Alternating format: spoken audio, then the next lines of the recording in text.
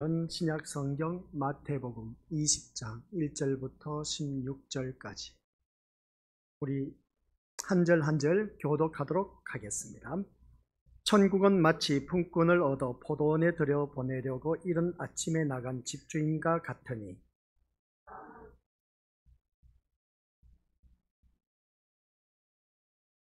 또 제3시에 나가보니 장터에 놀고 서 있는 사람들이 또 있는지라.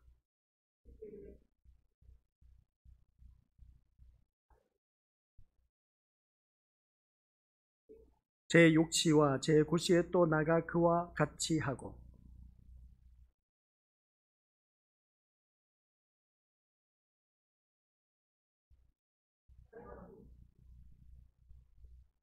이르되 우리를 품꾼으로 쓰는 이가 없음이니이다. 이르되 너희도 포도원에 들어가라 하니라.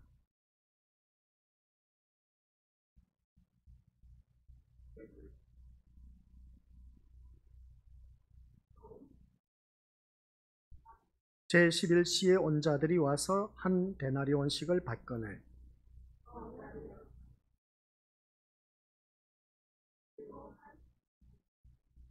받은 후 집주인을 원망하여 이르되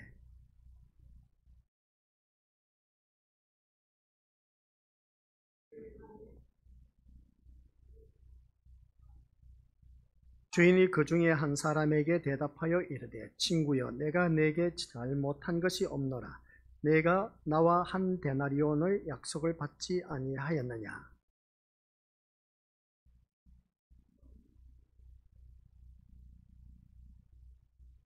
내 것을 가지고 내 뜻대로 할 것이 아니냐. 내가 선함으로 내가 악하게 보느냐.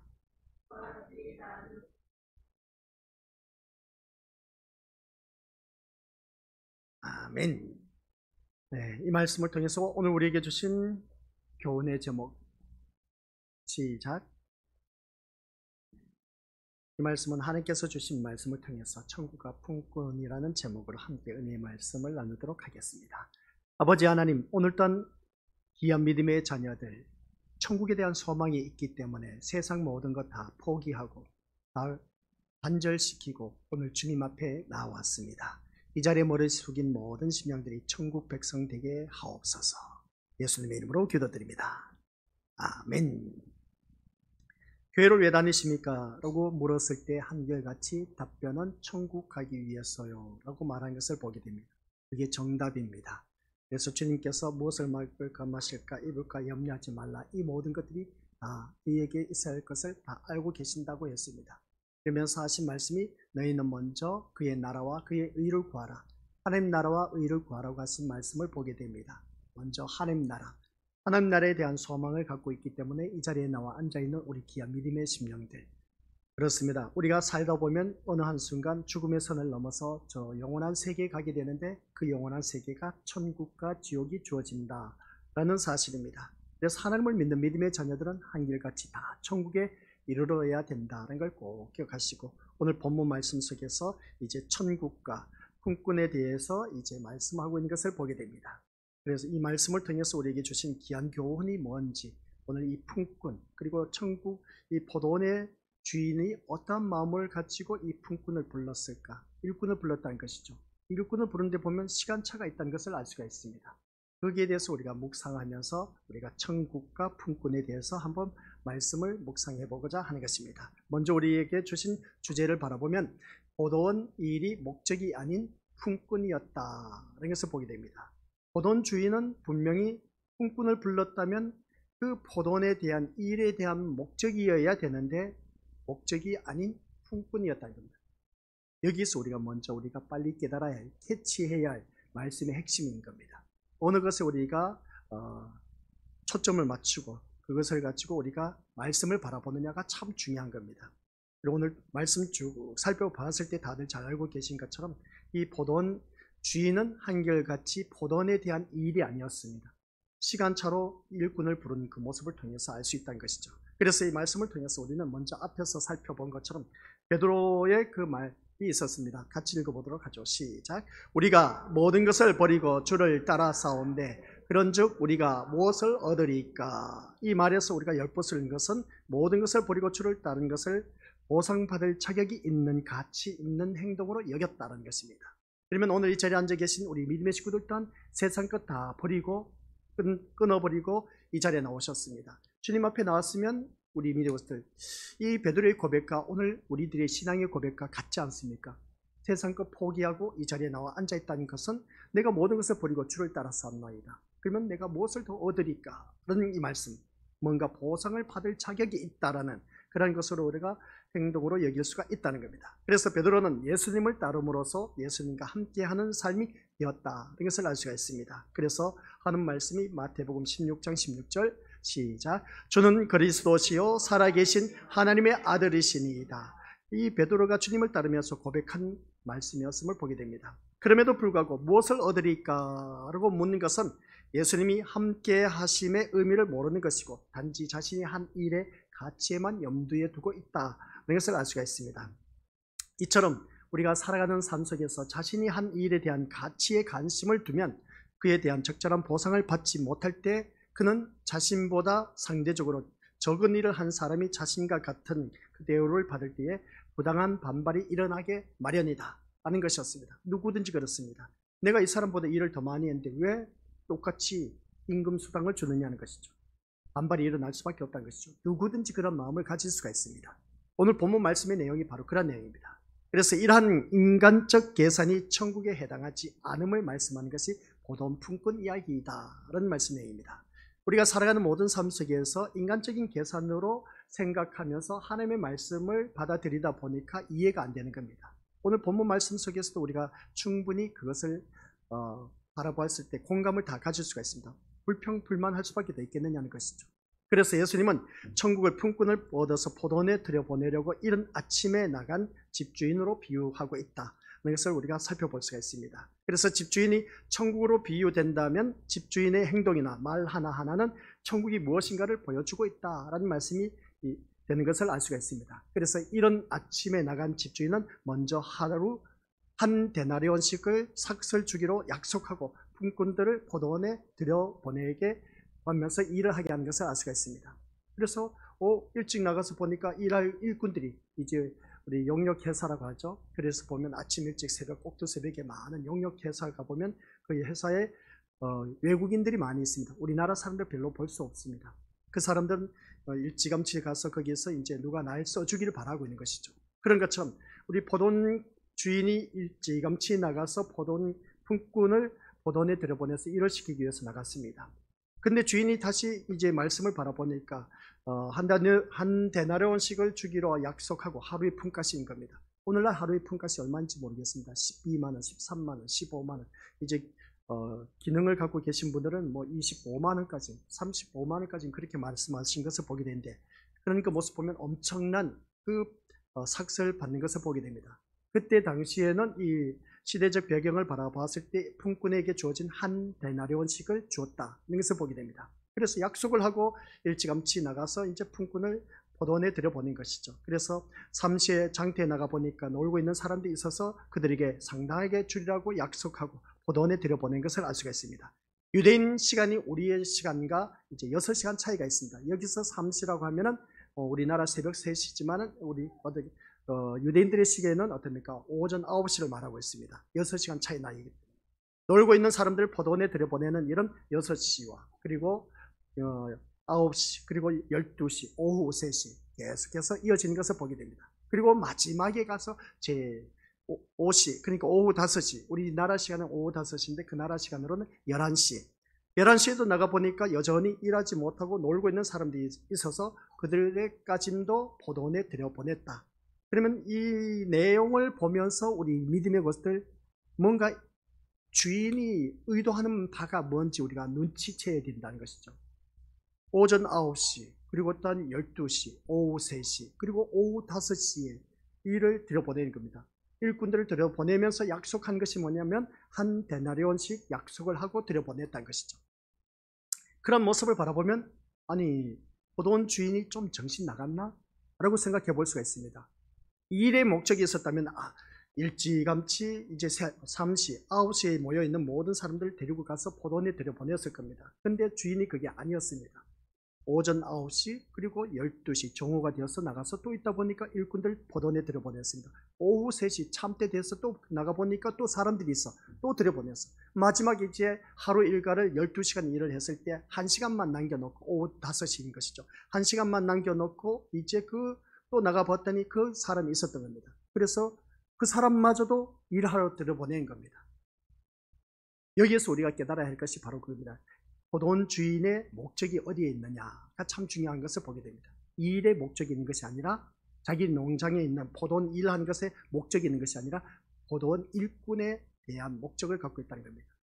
여기 우리가 핵심이 있다는 것이죠. 그래서 놀고 있는 사람을 포도원에 들여보내는 이런 일들을 주인을 바라봤을 때 우리가 이해할 수가 없는 것을 보게 되는데, 주인은 이 같은 조치는 일반적인 주인의 행보와는 전혀 다른 모습을 보이면서 포도원의 일이 많아서 품꾼이 더 필요했기 때문에 삼시에 나가서 추가로 품꾼을 구하는 것으로 충분했을 것입니다. 하지만 6시와 9시, 그러니까 12시와 오후 3시, 그리고 마지막에 가서 오후 5시에도 나가서 보니까 계속해서 놀고 있는 품꾼을 불렀다는 것은 보면 품꾼을 부른 이유가 포도원 일을 시키기 위함이 아니라는 것을 우리가 읽어봐야 된다는 것이었습니다. 그래서 포도원의 일을 맡기는 것이 주인의 관심이라면 우리가 어느 누구든지 그렇습니다. 일을 맡기기 위해서라면 9시, 11시 그리고 또 어떻습니까?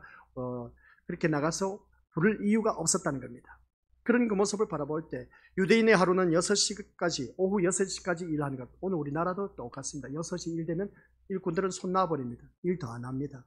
일 더 시키고 싶어도 돈도 주면 하지 손을 놔버립니다. 그런 모습을 바라보았을 때, 그래서 6시까지 이렇게 들어와서 일하는 사람을 바라보았을 때 11시, 그러니까 오후 마지막 1시간을 남겨놓고 들어온 그 시간까지 일을 한 것을 바라보게 된 것이죠. 그러니까 여기서 보면 우리가 무엇을 깨닫냐면 주인은 놀고 있는 사람들의 생계를 위해서 부른 것임을 알 수가 있다. 이런 것을 보게 됩니다. 그때 당시에 품꾼들은 어떠합니까? 하루 벌어서 먹고 살기 바쁜 그러한 시대였습니다.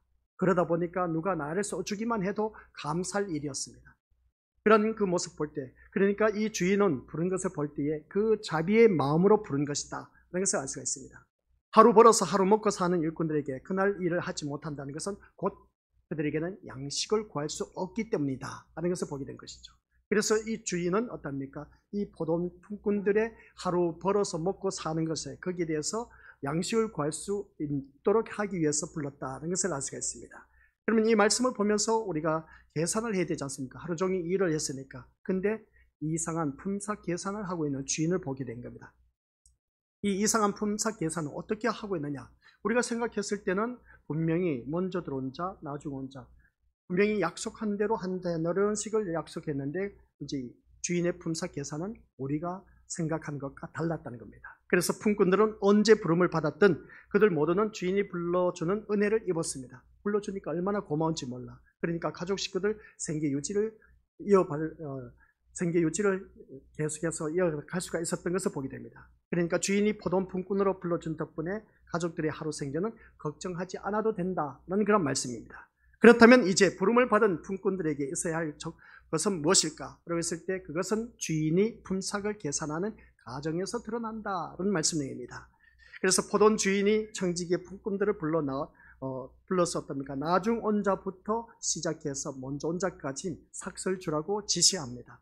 그래서 가장 늦게 온, 이제 딱 1시간만 남겨놓고 들어온 그 사람을 불러서 이제 삭을 주는 것이죠. 겨우 1시간 일을 한 사람에게. 그 사람은 어떻습니까? 하루 일당을 다 받을 거라는 것은 기대하지 않았을 것입니다. 이제 마지막 1시간만 일을 했는데 주인이 나에게 하루 품삯 줄 일이 없었을 겁니다. 그런데 그에게 한 데나리온이 지급된 겁니다.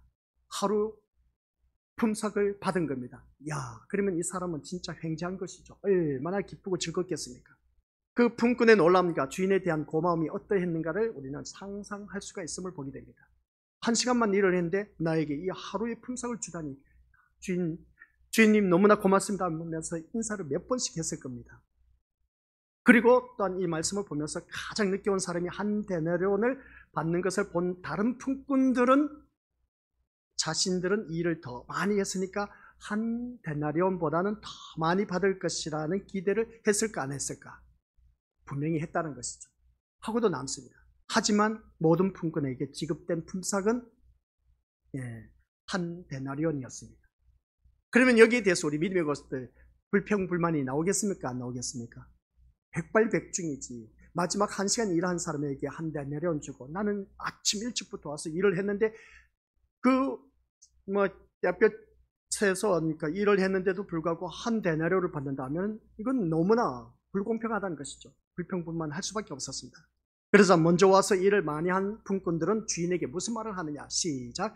나중 온 이 사람들은 1시간밖에 일하지 아니하였거늘 그들을 종일 수고하며 더위를 견딘 우리와 같게 하였나이다. 이런 불평, 원망을 합니다. 이 같은 원망은 누구나 봐도 당연한 것이죠. 우리가 살다 보면 당연한 발언인 것을 보게 됩니다. 12시간 일한 사람과 1시간 일한 사람이 같은 대우를 받는다는 것은 분명 공평하지 못한 처사라는 것을 알 수가 있습니다. 1시간 일한 사람이 12시간 일한 자신과 같은 품삯을 받는 것을 보면 손해본 것 같은 느낌이 들 수밖에 없지 않겠느냐는 겁니다.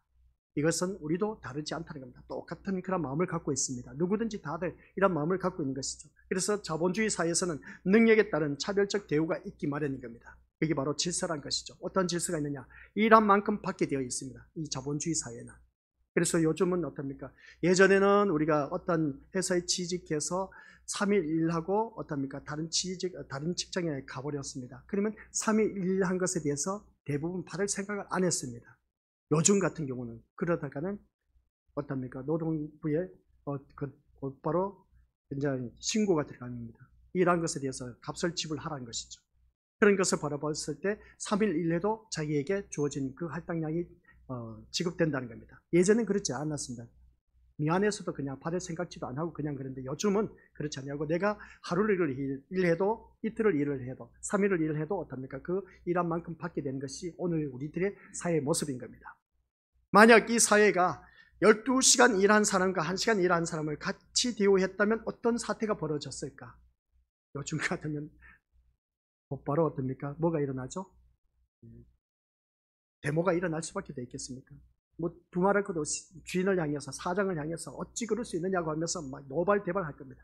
모든 사람이 일찍 와서 일하면 그만큼 손해보는 것으로 생각할 수밖에 없습니다. 똑같은 품삯을 준다 했을 때 서로 늦게 와서 일을 적게 하려고 할 것이지 결국 회사는 파산되고 말 것입니다. 따라서 일한 만큼 차별적 대우를 받아야 열심히 일을 하려고 할 것인데 근데 똑같이 준다 하니까 이건 뭐 부당한 대우다 보니까 누가 일찍 와서 일을 하겠냐는 것입니다. 그런 모습 볼 때 주인은 원망하는 그 중에 한 사람에게 이렇게 말을 합니다. 어떻게 말하느냐? 시작. 친구여, 내가 내게 잘못한 것이 없노라.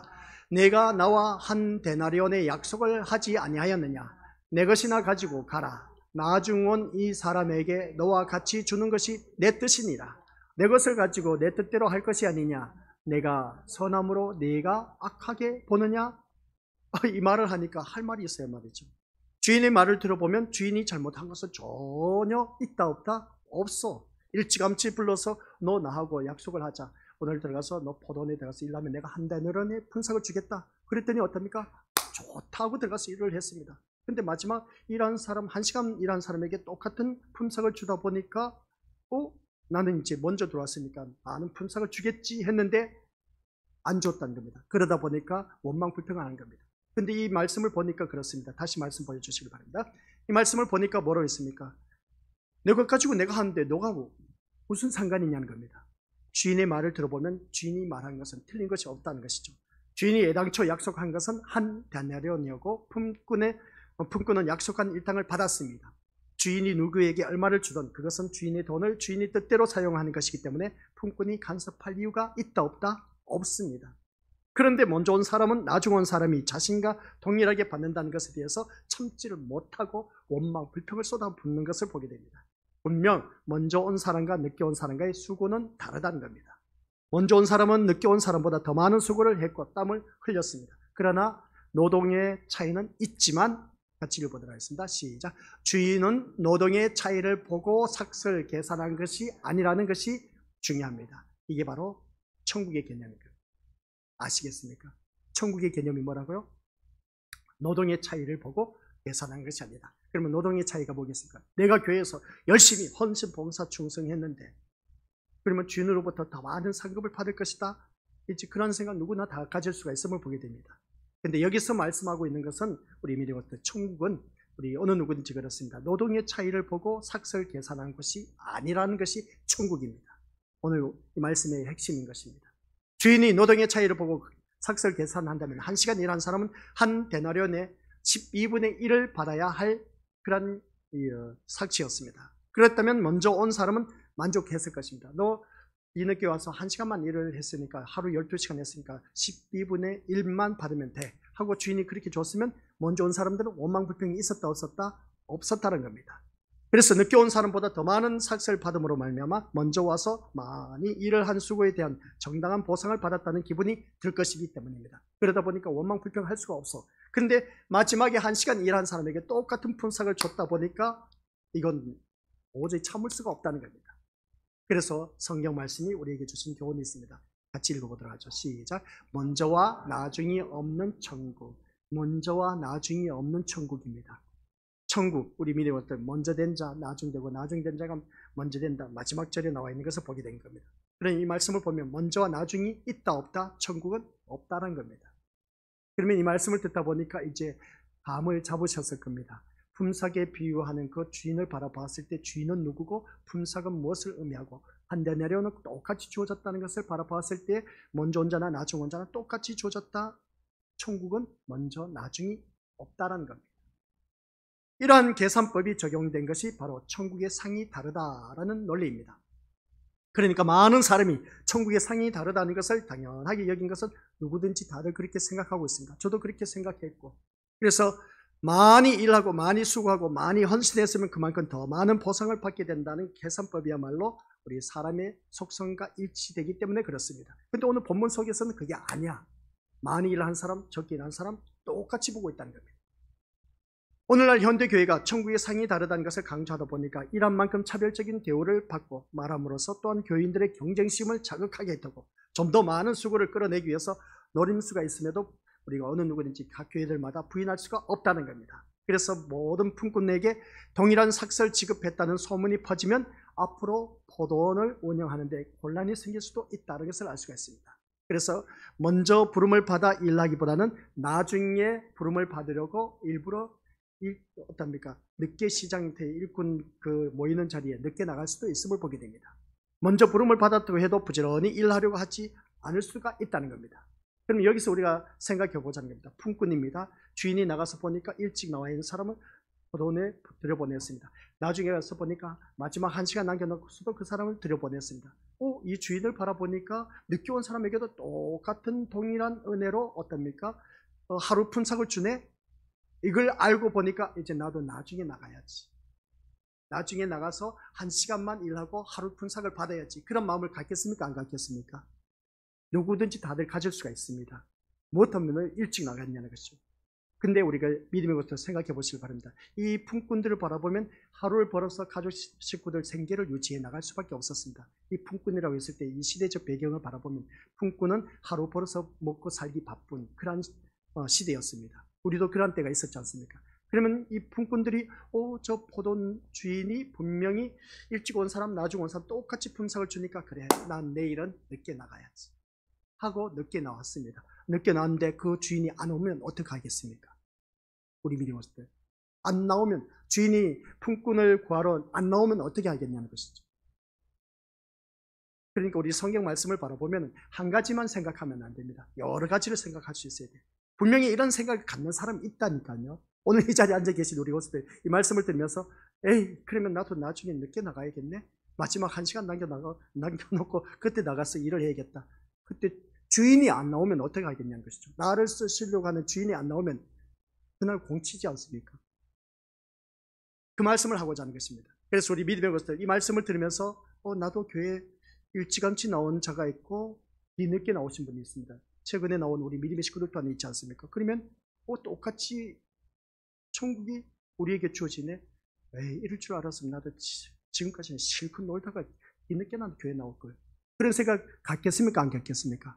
백발백중 갖기 마련인 겁니다. 근데 우리 믿음의 것들 주인이 언제 오실지 몰라. 언제 오실지 모르기 때문에 우리는 그때를 알 수가 없다는 것이죠. 그래서 오늘 본문 말씀을 보니까 그렇습니다. 이 말씀을 바라보면 그것이 내 마음대로 되느냐는 겁니다. 아니란 것이죠. 늦게 가서 일하면 되겠다. 근데 주인이 안 나오면 어떻게 되냐는 것이죠. 또 주인이 나와도 나를 써주지 않으면 어떡하겠습니까? 큰일 나는 것이죠. 마찬가지로 교회가 천국의 상이 동일하다는 말을 한다면 누가 열심히 일하고 봉사하려고 하겠느냐라는 염려가 앞서게 될 것이고, 또 때문에 천국의 상이 동일하다는 말을 탐탁치 않게 여기기도 하는 것을 바라보게 됩니다. 그래서 주인의 품삯은, 같이 읽어보도록 하겠습니다. 주인의 품삯은 노동에 대한 대가가 아니라 그들의 생계를 염려하는 자비의 마음입니다. 오늘 말씀의 핵심입니다. 뭐라고요? 품삯은 그 일꾼을 들여 쓰는 자비의 마음. 자비의 마음. 자비가 뭐겠습니까? 남을 사랑하고 가엾게 여기기 때문에 그 주인이 이 사람들 품꾼들 바라보면 하루 벌어서 먹고 가족 식구들 생계 유지를 하기 위해서인데, 내가 이 사람들 들어 쓰지 않으면 이 사람들은 가족 식구 다 굶어 죽게 돼 있어. 그러다 보니까 이 주인이 마음이 너무나 안타깝다 보니까 그 일꾼들을 들어 보내는 겁니다. 그것을 또한 일꾼들을 사랑하는, 그 가엾게 여기면서 들어 쓰는 그 모습, 이 주인의 마음. 그래서 주인의 품삯은 노동에 대한 대가가 아니라 그들의 생계를 염려하는 자비의 마음이다. 이것을 알 수 있습니다. 따라서 품꾼들은 삭설 자신이 노동한 것에 대한 보수로 바라볼 것이 아니라, 같이 읽어보도록 하겠습니다. 시작. 주인이 불러주지 않았으면 그날은 모든 식구가 굶어야 한다는 시각에서 불러주신 자비로 여겼어야 한다는 것이었습니다. 오늘 이 자리에 앉아 계신 우리 것들, 하나님의 자비로 우리를 부르셨다는 사실, 그것으로 만족하시길 바랍니다. 그렇다면 원망은 나오지 않았을 것입니다. 먼저 왔든 늦게 왔든 모두가 동일하게 주인의 자비를 누리는 것으로 감사할 것이기 때문에 그렇습니다. 근데 나는 이 교회에 먼저 나와서, 어느 누구는 지금 나온 지 이제 몇 개월도 되지도 않았어. 그러면 우리가 교회 안에서는 어떤가? 부당한 대우를 할 수도 있습니다. 먼저 나온 사람이 이렇게 헌신봉사 정서가 있기 때문에 이제 쉬라고 할 수도 있고, 늦게 온 사람 늦게 나왔으니까 이제 일 좀 해야 된다, 그렇게 말할 수도 있을지 모르는 겁니다. 근데 천국은 그게 아닌 겁니다. 그래서 예수님은 이 말씀을 통해서 16절, 우리 16절은 이미 앞에서 다룬 말씀의 내용입니다. 우리 지금 다루고 있죠. 이것은 같이 읽어보도록 하겠습니다. 시작. 이와 같이 나중된 자로서 먼저 된 자로서 나중되리라. 이 말씀은 우리 믿음의 결론을 내리는데, 이 말씀은 19장 30절 말씀과 순서만 다를 뿐이지 동일한 말씀인 것을 보게 됩니다. 성경 말씀 보니까 그렇습니다. 우리 믿음의 식구들 또한 그렇지 않습니까? 이 말씀을 통해서 어느 누구든지 그렇습니다. 먼저 된 자가 나중되고 나중된 자가 먼저 된다는 이 말씀. 그래서 이 말씀은 교회에서 출석한 순서대로 천국 가는 것이 아니라는 것을 의미하는 것이 아니라, 세상의 질서와 천국의 질서가 전혀 다르다는 것을 말씀하고 있다는 내용입니다. 그래서 일찌감치 교회에 나온 사람이 천국에 먼저 간다는 말이 아닌 겁니다. 아시겠습니까? 세상의 질서와 천국의 질서가 전혀 다르다는 것을 오늘 우리에게 알려주기 위한 것입니다. 그래서 천국은, 시작, 천국은 전혀 새로운 질서를 가지고 임했다는 겁니다. 그것은 하나님의 자비란 것이죠. 오늘 본문 속에서 일꾼을 들어 사용하는 것을 보니까, 그러면 일꾼이 누굽니까? 바로 우리입니다. 그러면 주인은 누굽니까? 우리 주님이라는 것이죠. 주님은 우리를 들어 사용하시는 데 있어서 어떻습니까? 일찍 부른 사람도 있고 늦게 부른 사람도 있었다. 여기서 보게 됩니다. 그러면 이 천국은 전혀 새로운 질서를 가지고 임했는데, 새로운 질서가 뭐겠습니까? 하나님의 자비라는 것이죠. 하나님의 자비로 늦게 온 일 1시간 한 사람에게도 똑같은 품삯을 주었다는 것이었습니다. 이게 바로 그들의 생계를 걱정하면서 불러줬던 그 주인의 모습, 이게 바로 하나님의 자비라는 것을 우리가 읽을 수 있어야 되는 겁니다. 그래서 여전히 세상의 질서에 묻혀있는 사람은 하나님의 자비라는 새로운 천국 질서를 보지 못하고 자신의 열심과 수고가 가치 있는 것으로 평가되어서 그에 따르는 보상을 받는 것을 합리적으로 여기면서 교회를 다니는 사람들 부지기수로 또 많다는 겁니다. 이것이 뭐라고 했느냐? 같이 읽어보죠. 시작. 우리가 모든 것을 버리고 주를 따라 싸운데 그런즉 우리가 무엇을 얻으리까? 누구의 말이었습니까? 베드로의 말이었습니다. 하지만 이런 계산법은 먼저 된 자를 나중되게 할 뿐인 겁니다. 이미 앞에서 다루었지 않습니까? 그래서 여기서 우리가 베드로가 이러한 고백을 할 때 먼저 된 자가 나중되고 나중된 자가 먼저 된다, 나중된 자가 되어서는 안 된다고 했습니다. 나중된 자가 뭐라고 했습니까? 아니, 하나님의 그 은혜로 받아 누렸으면 그것으로 만족해야 되지, 더 이상 바랄 것이 뭐가 있겠냐는 거죠. 하나님의 은혜로 구원받았으면 그것으로 만족해야 되지, 더 이상 바랄 것이 뭐가 있겠냐는 겁니다. 더 이상 바란다는 것은 나중된 자가 될 수가 있다는 겁니다. 그런 자가 되어서는 안 된다는 것이죠. 반면에 하나님의 자비는 나중된 자를 먼저 되게 하는 것을 바라보게 된 겁니다. 이게 바로 천국의 질서라는 것이죠. 천국의 질서는 하나님의 자비입니다. 하나님의 자비는 먼저 온 자, 나중 온 자 똑같이 하나님의 사랑을 베푸는 그 모습을 보게 된 것이죠. 그런 그 말씀을 보면서 오늘 우리에게 주신 것, 우리가 마지막에 나온 것이죠. 같이 읽어보도록 하겠습니다. 시작. 이 일이 아닌 자비와 은혜의 관계입니다.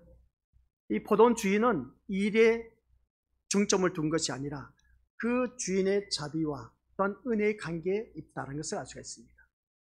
그 주인의 자비를 베품으로 인해서 그 품삯을 받는 자는 은혜를 입지 않습니까? 은혜를 입는데 그 은혜의 관계를 말하고 있다. 자비와 은혜의 관계를 말하고 있다는 말씀입니다. 그래서 포도원 품꾼 비유는 우리 미니로들 그 옆에 적어 놓으시길 바랍니다. 자비와 은혜의 관계이다 라는 것을 적어 놓으시길 바랍니다. 이렇게 적어 놔도 우리 미니로들 나중에 성경 볼 때 이게 도대체 무슨 말일지 내가 적긴 적었는데 그때 당시 들을 때는 이해가 됐는데 나중에 또 읽을 때 분명히 자비와 은혜의 관계라고 했는데 무슨 말인지 또 이해가 안 돼. 걱정하지 마시기 바랍니다. 이해가 안 되면 우리가 오해가 생기기 마련입니다. 오해가 생기기 전에 하나님 앞에 기도하시기 바랍니다. 분명히 자비와 은혜의 관계라고 포도원 품꾼 비유에 대해서 청길용 목사가 말을 했는데 이 말씀이 도대체 기억이 안 나. 물어보시길 바랍니다. 하나님 앞에. 그러면 그때 말씀 드렸던 것을 새로 생각나게 하신 분이 바로 성령 하나님. 성령 하나님께서 생각나게 하실 겁니다. 그래서 오늘 이 말씀을 통해서 세상은 나중된 자가 먼저 되기 위해서는 그만큼 노력이 필요하다는 것은 말할 것도 없습니다. 세상에는 엄청나게 열심히 노력해서 먼저 되기 위해서는 얼마나 노력하는지 모릅니다. 가령 교회에서 10년 출석한 사람이 20년 출석한 사람을 추월하여서 먼저 장로가 되기 위해서는 그만큼 더 많이 노력하고 봉사해야 한다는 생각하는 것을 보게 되는데, 그리고 또 먼저 출석한 사람이 늦게 출석한 사람에게 추월당하지 않기 위해서는 그러지 말아야 된다. 그래서 나중된 자보다 먼저 돼야 되지. 우리 믿음의 식구들 먼저 된 자가 나중 되면 되겠냐? 더 열심을 내서 나중된 자보다 더 먼저 되기 위해서 더 열심을 품어야 된다. 저도 그렇게 외쳤습니다. 하지만 이것은 예수님이 말씀하는 먼저와 나중의 의미가 또 다르다는 것입니다. 주인에 대해서 원망한 품꾼들의 그 잘못은 주인이 준 한 데나리온을 자기 노동에 대한 대가로 여긴 것입니다. 그러니까 노동에 대한 대가로 여겼기 때문에 자신보다 적은 노동을 한 사람이 자신과 동일한 삭세를 받는 것에 대해서 부당하게 여겼기 때문에 그들은 불평을 한 것을 보게 된 것이죠. 그러다 보니까 원망을 하기 시작한 겁니다. 하지만 여기서 우리가 기억해야 할 것이 있습니다. 시작. 한 데나리온은 주인의 자비입니다.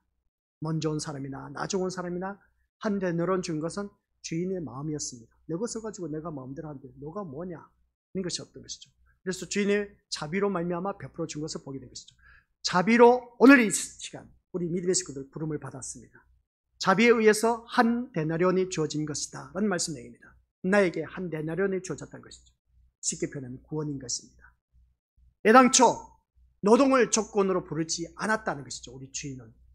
우리 예수님은 노동을 목적으로 부르지 않았습니다. 아시겠습니까? 이것이 바로 주인과 품꾼의 관계입니다.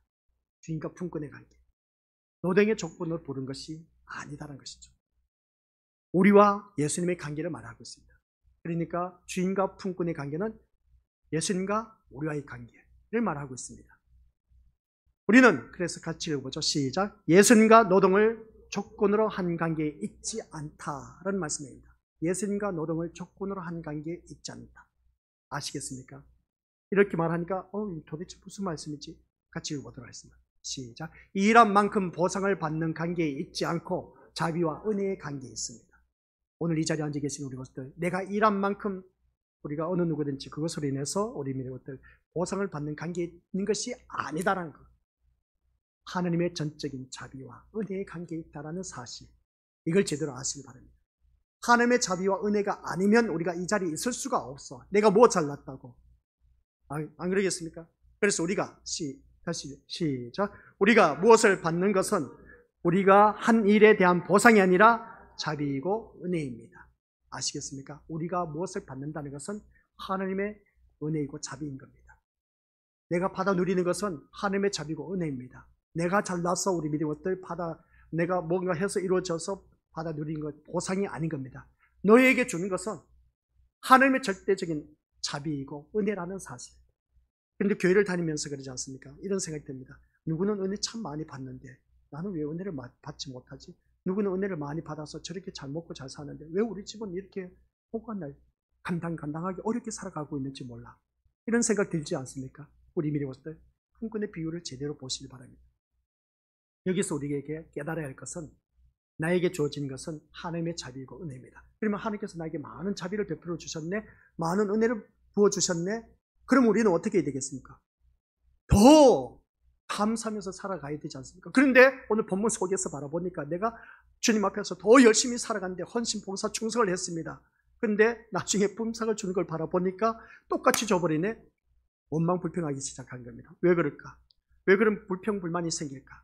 이것은 오늘 오후 시간에 이제 더 자세하게 말씀드릴 겁니다. 오후 시간에는 우리 믿음으로들 이 말씀을 통해서 이제 품꾼들의 원망에 초점을 맞추었습니다. 오늘 이 시간에는 천국과 품꾼에 대해서 우리가 초점을 맞췄지만 오후 시간에는 누구든지 원망 품을 수 있는 우리들, 품꾼으로 부름을 받은 우리들이 원망 불평할 수밖에 없는 이유가 무엇인지 아주 명확하게 또 잘 제시해 주리라 보고 있습니다. 그래서 오후 시간에 꼭 참석하시길 바랍니다. 오늘 오전 이 시간만 들으면 이 말씀에 대해서 또 아주 미심쩍은 것이 한두 가지가 아닌 겁니다.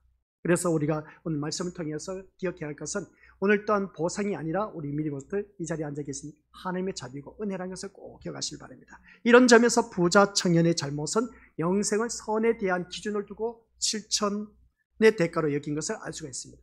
그런데 주인이 뭐라 했습니까? 아까 기도 시간에도 그렇지 않습니까? 모든 것을 이제 나를 위해서 모든 것을 다 팔고 나눠주고 가난한 사람에게 나눠주고 나를 따르라고 했습니다. 그럴 때 부자 청년이 근심하고 들어갔습니다. 내가 이 재산 어떻게 모은 것인데 너무나 귀하다 보니까. 그래서 어떻습니까? 내가 계명을 지켰습니다. 선한 일도 했습니다. 선한 일을 해야 그가 영생에 이룰 줄 알았습니다. 절대로 우리 믿음들 선한 일을 해서 착한 일 많이 해서 천국 못 갑니다.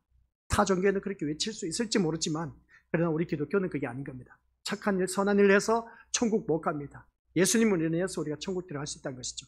그래서 오늘 이 말씀을 통해서 이 부자 청년은 율법 신앙을 근본으로 삼고 있는 유대인들의 잘못을 지적하기 위해서 보여주는 것을 알 수가 있습니다. 오늘 이 시간 영생은 시작. 영생은 하나님의 자비로 인해 주어진 선물입니다. 영생은 뭐라고요? 하나님의 자비로 주어졌습니다. 먼저 온 자나 나중 온 자나 하나님의 자비로 주어진 것이 바로 우리에게 주어진 영생. 하나님의 자비로 주어졌습니다. 그러면 우리는 나중 1시간 일한 사람은 얼마나 감지덕지 감사하겠습니까? 하루에 품삯을 받았으니까. 그 마음 자세로 내가 먼저 이 교회에서 헌신, 봉사, 충성 그 일의 노동의 대가를 바라보지 말고 보상의 대가를 바라보지 말고 내가 먼저 나를 불러주신 것에 대해서 감사하면서 너무나 고마워서 어찌할 줄 몰라. 1시간 일한 사람이 하루에 품삯을 받았을 때 너무나 고마워서 주인 앞에 막 계속 굽실굽실 하면서 절을 하면서 감사합니다, 감사합니다, 감사합니다. 몇 번씩은 말을 했을 겁니다. 그러면 그런 마음 자세로 우리가 살아가야 됩니다. 이게 바로 먼저 된 자가 먼저 될 수 있는 그런 모습인 겁니다. 그런데 우리는 그게 아니란 것이죠. 나는 이 사람보다 더 일찍 와서 더 많은 헌신, 봉사, 충성했는데 왜 똑같은 품삯을 줬냐고 하면서 원망할 수밖에 없습니다. 원망하는 이유의 원인, 핵심이 뭔지 오후 시간에 또 우리 믿음의 식구들에게 알려줄 겁니다. 오늘 이 시간은 오전 이 시간 하나님의 자비를 생각하시기 바랍니다. 하나님의 자비로 인해서 내가 부름을 받아서 우리에게 주신 이 선물이라는 것을 꼭 기억하시기 바랍니다. 절대로 우리가 일한 것에 대한 보상도 대가도 아닌 겁니다. 우리가 아시겠습니까? 이 영생에 대한 그 모든 것은 우리 믿음들 내가 일한 대가, 보상에 대해서 주어진 것이 아니라는 것이죠.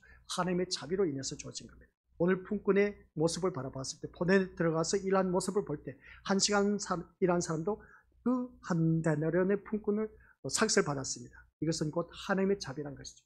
그 하나님의 자비가 우리가 또한 같이 누리고 있다는 겁니다. 그래서 우리는 하나님과의 그러한 관계에 있다는 것을 기억하면서 우리가 마지막에 나와 있는 말씀이죠. 하나님의 자비가 우리를 살리는 것이지 우리가 일한 것의 대가를 받고 살아가는 것이 아닙니다. 시작. 하나님의 자비가 우리를 살리는 것이지 우리가 일한 것의 대가를 받고 살아가는 것이 아닙니다. 아니요 목사님, 내가 얼마나 열심히 일을 했는데요, 얼마나 헌신, 봉사, 충성했는데요, 내가 세상에서도 얼마나 열심히 일을 했는데요. 충분히 그렇게 말할 수 있습니다. 그러나 우리 그것을 기억하시기 바랍니다. 충분히 일을 할 수 있었죠, 그죠? 그러면 내가 너에게 움직일 수 없도록 모든 기능을 마비시키면 어떻게 하겠냐는 것입니다. 너가 움직일 수가 있어서 일을 했다면, 내가 너가 움직일 수 없도록 모든 전시를 마비시키면 너는 이런 말을 할 수 있겠느냐는 겁니다. 할 수 없다는 것이죠. 그래서 우리 믿음들 오늘 이 말씀을 통해서 하나님의 자비가 우리를 살리는 것이라는 것을 꼭 기억하시기 바랍니다. 하나님의 자비가 아니면 우리는 살아갈 수가 없습니다. 나를 불쌍히 여겼기 때문에, 나를 불쌍히 여겨서 사랑하고 계시기 때문에 이게 자비인 겁니다. 그 하나님의 사랑을 내가 잊고 있기 때문에 내가 살아가고 있는 것이지, 내가 잘나서 지금 살아가고 있는 것은 절대로 아니라는 걸 꼭 명심하시기 바랍니다. 근데 우리 믿음의 친구들 착각 속에 사는 경우가 참 많이 있어. 내가 잘나서, 내가 열심을 해서, 내가 돈 벌어서, 내가 웃기는 소리 하지 마시기 바랍니다. 하나님의 자비가 없으면 그 심령을 쳐버리면 어떻게 있겠습니까? 몸을 쳐버리면 움직일 수 없습니다. 영혼 신실집니다. 죽는 그 순간까지 누워서 지낸다고 생각해 보세요. 얼마나 불쌍하겠습니까? 내가 움직일 수 있을 때 이 하나님의 자비 안에서 산다는 것 얼마나 감사할 일인지 모릅니다. 그래서 마음껏 우리가 주님 앞에 나와서 찬양 경배 드리면서 또 감사하면서 사시길 바랍니다. 절대로 원망 불평하지 마시고, 아시겠습니까? 원망 불평하는 이유가 왜 있는지 오후 시간 알려드리도록 하고, 오늘 이 시간 이 일의 차이가 있을지언정 그것으로 차별되지 않는 것이 우리와의 관계, 바로 천국이라는 것을 기억하면서 오늘 이 시간 이러한 것에 대한 보상이 아닌 하나님의 자비로 인해서 오늘 우리가 이렇게 살아가고 있다는 것을 꼭 기억하시기 바랍니다. 꿈꾼 비유가 하나님의 자비란, 하나님과 우리와의 관계, 은혜와 자비의 관계라는 것을 꼭 기억하시기 바랍니다. 이것을 놓쳐버리면 이 말씀 이해가 안 됩니다. 꼭 기억하시고 하나님의 자비로 우리가 지금 살아가고 있다는 것을 기억하면서 더 하나님 앞에 평하지 마시고, 아시겠습니까? 감사하면서 더 하나님 앞에 열심을 내는 저와 우리 권속들 되시기를 주님의 이름으로 간절히 축원드립니다. 아버지 하나님 은혜 감사드립니다. 오늘 말씀을 통해서 포도원 일꾼에 대해서, 그 일꾼 품삯을 준 주인에 대한 원망 불평하는 그 모습 속에서 우리가 깨닫는 것은 먼저 온 자나 나중 온 자나 똑같이 하루에 한 데나리온의 그 품삯을 준 주인의 모습을 보게 됩니다. 그 주인은 바로 우리 예수님. 예수님께서 우리에게 주신 그 품꾼은 바로 영생에 이른 구원인 것을 잊지 말게 하옵소서. 이것을 통해서 우리가 깨닫는 것이 무엇이겠습니까? 우리는 그저 하나님의 자비가 아니면 살아갈 수가 없다는 것을 다시 한 번 더 깨닫게 하옵시고, 그 자비에 그저 감사하며 사는 우리 모든 아버지 한 백성 되게 하옵소서. 예수님의 이름으로 기도드립니다. 아멘.